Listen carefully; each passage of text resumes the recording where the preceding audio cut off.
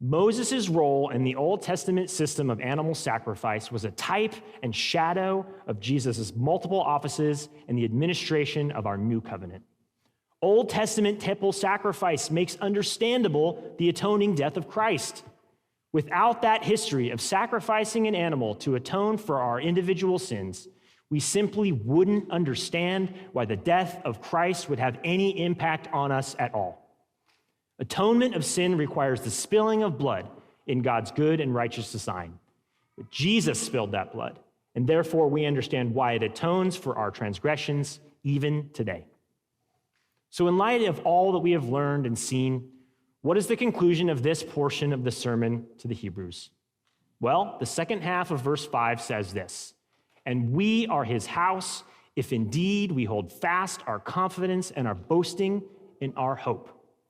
In short, prove it. The author is saying we must prove out our faith. We prove that we are believers. We prove that we are members of Christ's house. We prove that we are holding to our confession. We prove that we are redeemed, sons and daughters, partaking in the body and blood of Christ. If we do what? If we hold our confidence to the end. We know that we belong to God when we prove it throughout our lives. The author of Hebrews is telling this Jewish church to man up, put their money where their mouth is, to be doers and not only hearers of the word, notwithstanding their tribulations and trials. So what about us today? We are not this unknown church in Italy. How does this apply to us? Friends, we receive the exact same message.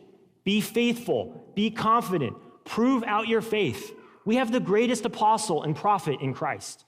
We have the greatest high priest in Christ. We have the greatest king in Christ.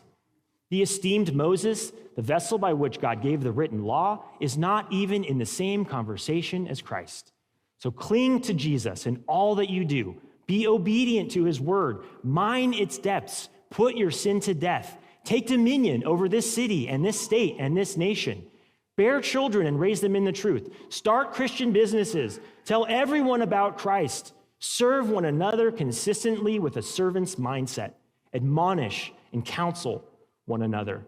Love one another authentically. Prove it.